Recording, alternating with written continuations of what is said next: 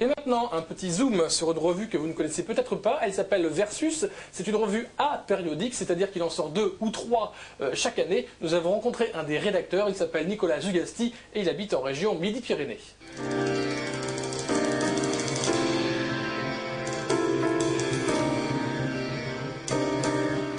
On essaie d'avoir une vision d'ensemble et d'analyser plus que...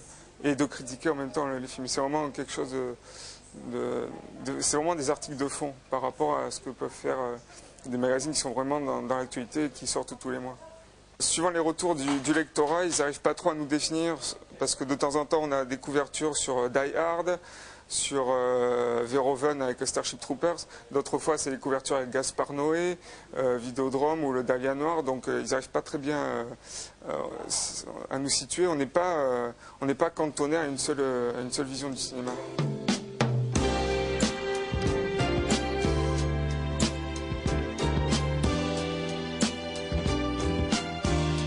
Il y a eu un comparatif entre le film avec Will Smith et le livre, plus les autres adaptations qui avaient été faites précédemment. Et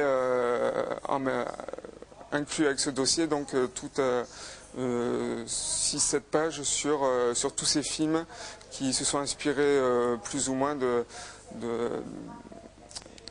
ce thème de l'homme seul dans la ville, etc.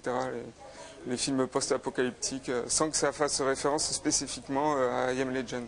On essaie quand même d'ouvrir un champ plus vaste pour permettre justement à ceux qui nous lisent, qui aiment le cinéma ou qui s'y intéressent, d'ouvrir leur horizon pour peut-être découvrir des films qu'ils n'auraient pas forcément connus ailleurs.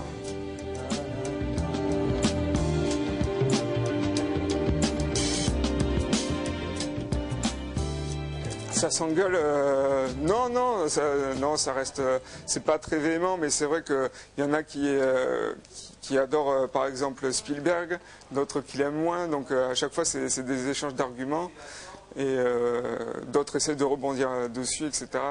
Non, ça s'engueule pas, mais des fois c'est assez animé, mais c'est au moins sa vie.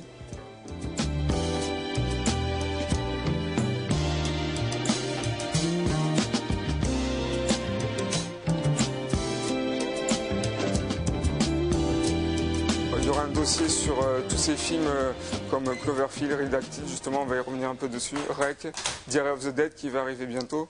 Donc tous ces films qui utilisent cette caméra comme un personnage à part entière avec cette vue subjective et notamment la médiation des images par rapport à ces écrans, comment le monde est perçu par rapport à ces images, etc. Qu'est-ce que ça nous montre sur la société actuelle? Enfin, on va essayer de développer tout ça, un peu comment ça a été repris récemment. C'est d'ailleurs étonnant qu'il y ait tant de films qui sortent sur ce thème-là, mais aussi précédemment. Donc on va essayer de faire un bon gros dossier là-dessus, en espérant qu'il soit intéressant.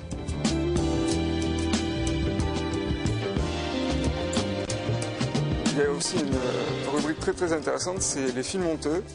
C'est-à-dire des films qui sont plus ou moins honnis par la plupart des gens, mais que nous, on essaie de défendre bec et ongle, en essayant de démontrer les qualités et l'importance de ces films qui sont passés souvent au-dessus de tout le monde. Par exemple, il y a eu récemment Beethoven, Commando avec Schwarzenegger, Running Man, toujours avec Schwarzenegger, Jason 10, Jimmy Zack, donc vous voyez, c'est...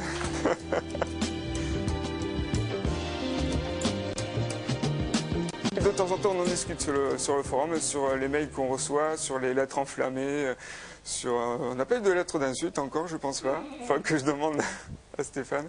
Non, en général, on a un petit lectorat mais fidèle, donc c'est pour ça qu'on essaye vraiment d'élargir notre cercle de connaissances. Et bon, c'est pas toujours évident. Le film de Michel Gondry,